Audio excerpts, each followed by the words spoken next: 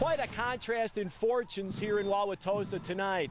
New Berlin West comes in 0-2, but they return 18 starters from a playoff team. Meanwhile, Tosa West has been dominant so far this year, beating each of their two opponents by an identical score of 54-0. Special teams gave the Trojans their first points tonight. Robert Henry Davis smothers this punt. He gets the recovery as well, and we're tied at 7. Later in the second quarter, Tosa West QB Jared Morzinski rolls and finds a wide-open Zach Veit. 14-7 Trojans. Next drive, Morzinski is at it again. Here's a perfect toss to Jamison Brock. Tosa West is rolling up 20-7. But the Vikings answer.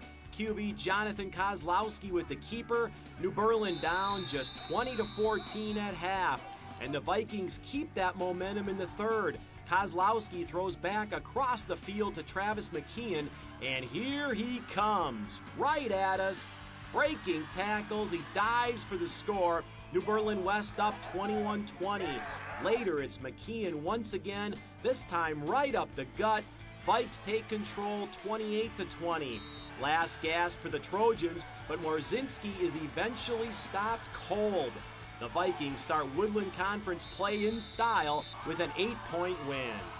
We just came out with confidence, and we knew that if we come out and got off the ball and did everything the way we had to and not worry about them, that we would get the right result. We took a hard non-conference schedule, and we knew that was going to teach us some things and show us what we're all about. And I tell these kids, it's not what you've done, it's what you're going to do. The Classic 8 Conference got off to a great start Thursday night with Waukesha West's wild win over Mukwonago. Friday night here in Muskego, the Warriors were trying to get back above 500, while Waukesha South was trying to get out of the gates a perfect 3-0. After 3, Muskego led 14-6, but there were plenty of fireworks in the fourth. Isaiah Pitchford's touchdown and South's 2-point conversion tied the game, and on their next possession, Pitchford spins his way 34 yards for his second TD, and it's 21-14 Blackshirts. But Muskego has an answer. Peter Roy plows in from the 2, and Muskego ties the game at 21. On the ensuing kickoff, it's a squib kick, and how often do you see it? The squib leads to a big return, and Michael Merriweather finds the sideline and goes 81 yards to the house as South retakes the lead 28-21.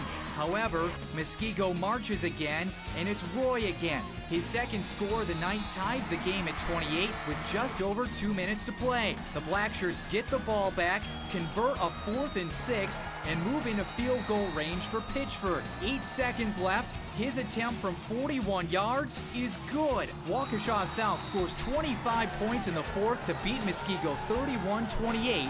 South 3-0 for the first time since 1998. I told Coach as soon as we got the ball back that if it came down to it, I'd make the field goal.